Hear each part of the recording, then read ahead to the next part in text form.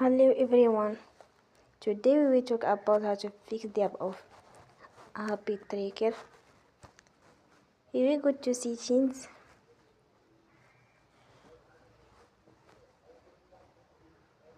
Here we click on apps. After that you will search the app Habit Tracker and you will click. Here you will on for stop. After that you will go to storage. Then we click on clear cache.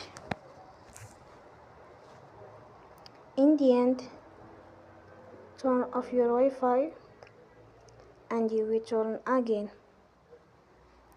Don't forget to support us by like and subscribe. See you next time and thank you for watching.